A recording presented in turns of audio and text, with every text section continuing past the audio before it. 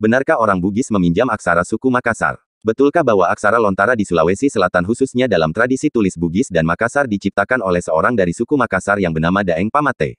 Kita simak dulu tayangan berikut Kenapa ini. Lontar itu di mana tidak ada? Karena kita dia punya aksara. Jujur Pak. Nggak ada.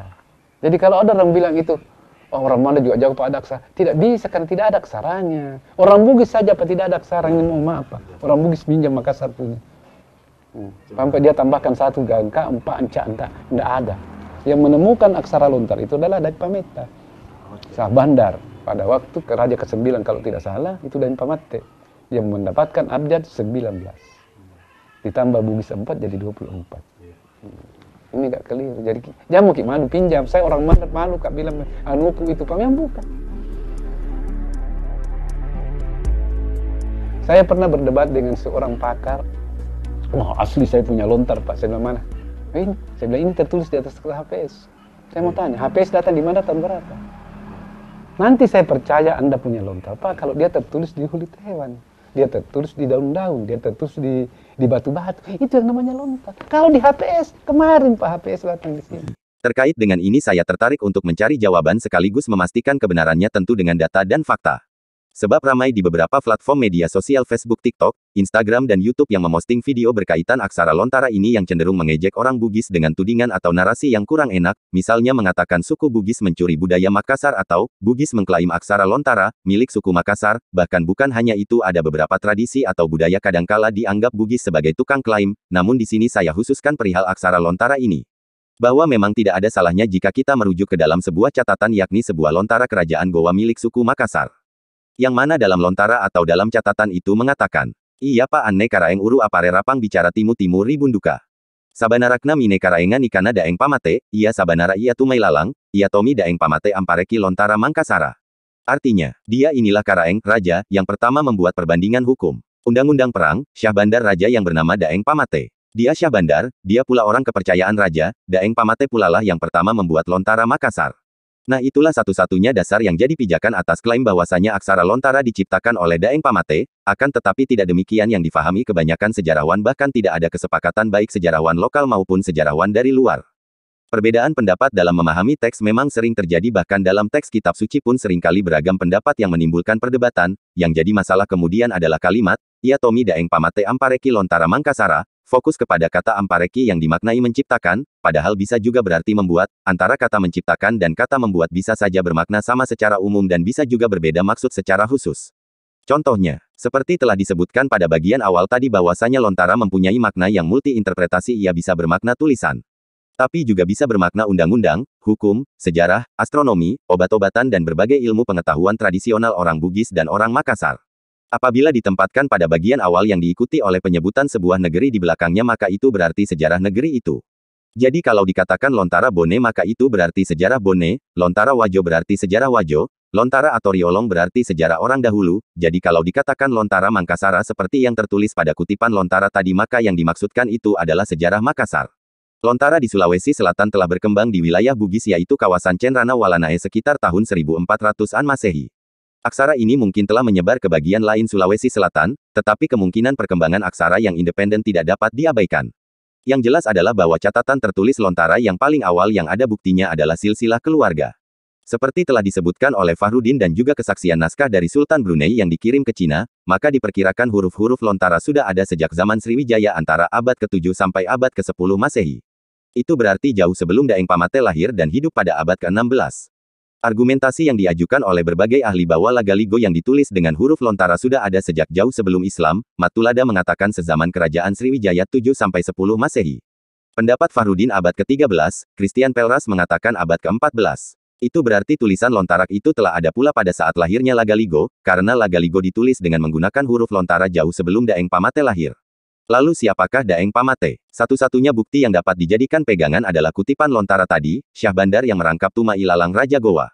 Kosa kata Pamate sendiri itu tidak ditemukan dalam kamus bahasa Makassar. Yang ada dalam kamus bahasa Bugis dari kata mate artinya menjawab atau berbicara. Padahal baik orang Makassar maupun orang Bugis pemberian nama-nama kepada anaknya selalu mempunyai akar kata atau akar sejarah kelahiran anak tersebut. Menurut Mukhlis Paeni, tidak ada dokumen-dokumen dari luar termasuk dari Belanda yang menjelaskan tentang tokoh Daeng Pamate. Lalu secara spekulatif Mukhlis Paeni memperkirakan tokoh itu ada kemungkinan yang dimaksudkan adalah Mates. Karena dalam bahasa Bugis dan Makassar, tidak adanya huruf mati kecuali eng dan glottal stop, jadi kalau menyebut Nurhayati pasti mereka melafalkannya Nurehayati, Idrus dengan lafal deruse dan sebagainya, Meties pasti dilafalkan dengan met dengan glottal stop atau matese. Tapi alasan Mukhlis ini masih memerlukan penelitian yang mendalam dan pembuktian yang argumentatif. Sementara itu ada pula pendapat yang lain seperti Matulada, yang mengatakan bahwa Daeng Pamate bukan menciptakan huruf lontara tapi memodifikasi.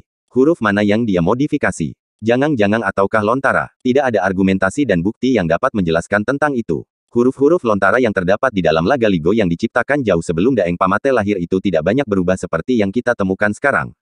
Adapun jika kalimat dalam naskah lontara Goa Makassar tetap mau dimaknai bahwa Daeng Pamate menciptakan lontara Mangkasara, maka tidak bisa diartikan selain aksara lontara jangang-jangang, dan tidak boleh diartikan setiap aksara lontara sebab penggunaannya memang terbatas pada naskah-naskah suku Makassar saja dan saya pribadi belum menemukan naskah-naskah suku Bugis tertulis menggunakan aksara jangang-jangang, maka dari itu sah-sah saja jika diklaim Daeng Pamate sebagai pencipta aksara jangang-jangang karena di Sulawesi Selatan ada 4 aksara yang disebut lontara yaitu, 1. Aksara Sulapa Epa atau bagi suku Makassar sering disebut lontara Beru atau Baru, kedua, lontara Toa atau aksara jangang-jangang, ketiga, aksara Arab Serang dan keempat, aksara bilang-bilang, kemudian tidak mungkin keempatnya diciptakan oleh Daeng Pamate bahkan mustahil.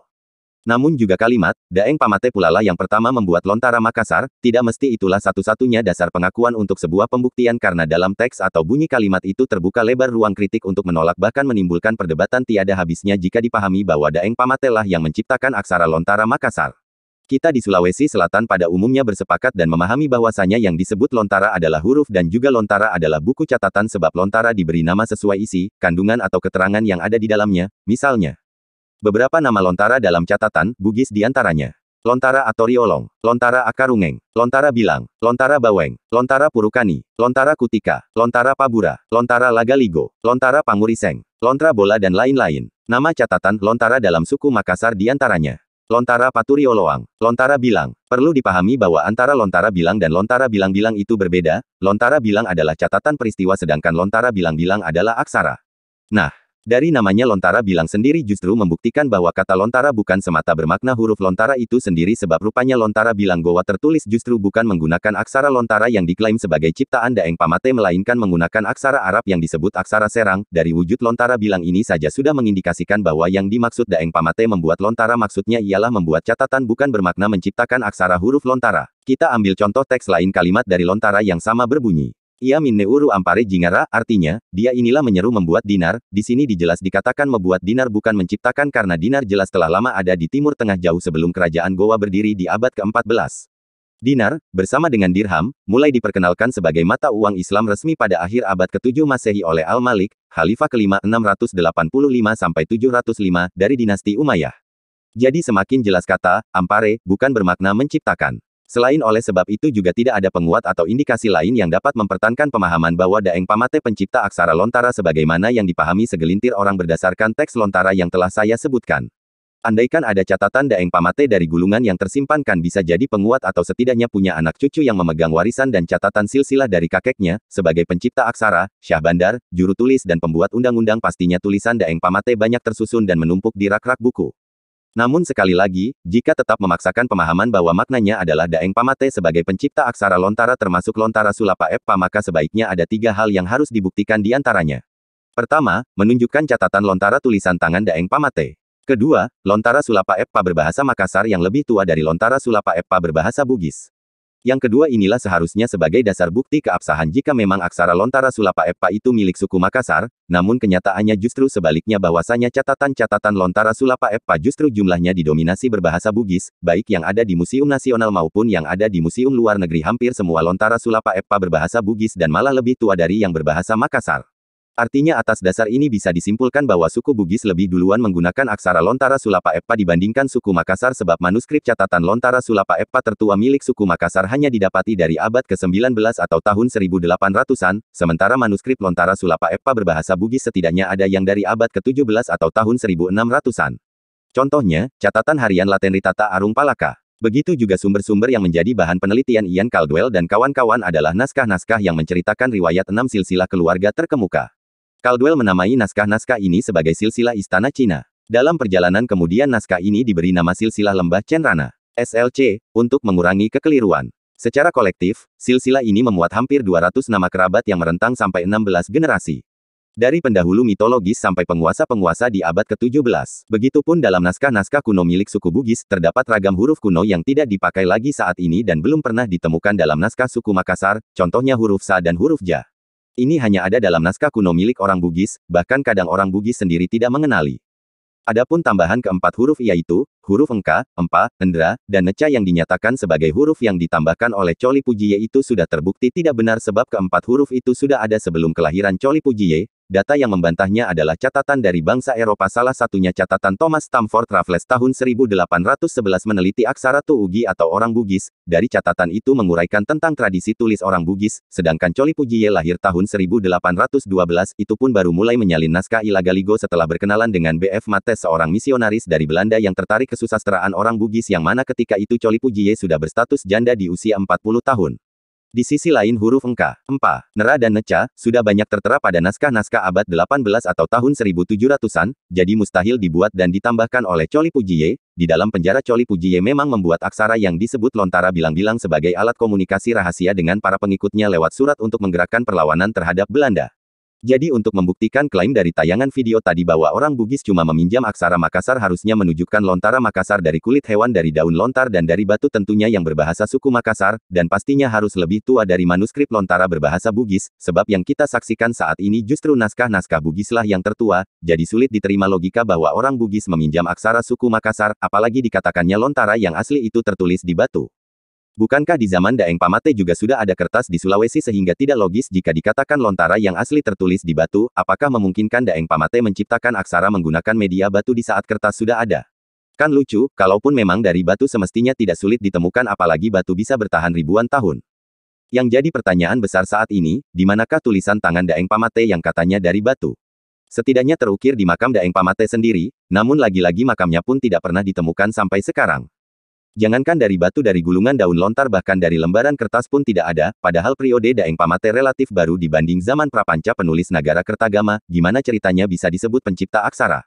Kemudian naskah dari gulungan daun lontar pun yang terdapat juga hanya yang berbahasa Bugis, kadang-kadang ada juga yang bertanya bahwa kalau memang orang Bugis yang punya aksara lontara Sulapa Eppa lantas siapa penciptanya?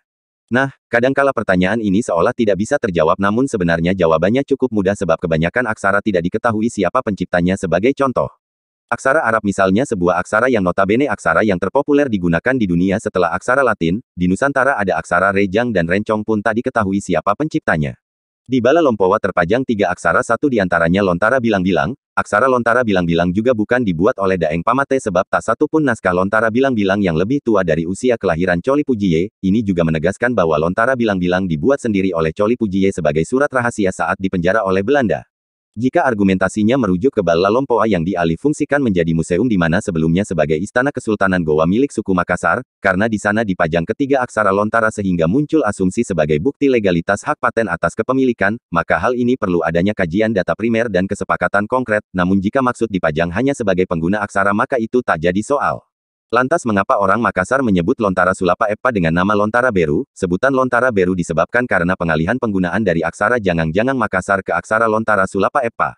Melalui upaya ahli linguistik Belanda, B.F. Mates, memesan mesin cetak khusus lontara Bugis, yang dirancang dan dibuat di Rotterdam pada pertengahan abad ke-19 digunakan sejak saat itu untuk pencetakan di Makassar, Sulawesi Selatan dan Amsterdam. Mereka juga dijadikan model pengajaran aksara lontara Bugis di sekolah-sekolah, awalnya di Makassar dan sekitarnya, kemudian secara bertahap di daerah lain di Sulawesi Selatan. Proses standarisasi ini jelas mempengaruhi tulisan tangan di kemudian hari. Ketika model standar lontara Bugis ini telah muncul, variasi yang ada sebelumnya perlahan-lahan menghilang. Dan pada akhir abad ke-19, penggunaan aksara Makassar atau aksara Jangang-Jangang atau lontara Towa telah sepenuhnya digantikan oleh aksara lontara Bugis, yang kadang-kadang disebut oleh para juru tulis bahasa Makassar sebagai lontara baru. Yang anehnya lagi, naskah Makassar yang tertua menggunakan aksara Jangang-Jangang, akan tetapi naskah Bugis berksara Sulapa Eppa malah lebih tua dibanding naskah tertua milik Makassar. Logis nggak sih jika orang Bugis meminjam aksara? Sampai di sini saya tidak mengklaim bahwa data yang saya dapatkan yang saya uraikan bukanlah klaim sebuah kebenaran mutlak, melainkan mengharap adanya data pembanding untuk membantah apa yang telah saya narasikan, serta saya tetap menganggap suku Bugis dan suku Makassar adalah satu. Semoga kita semua termasuk pencari kebenaran bukan pemilik kebenaran.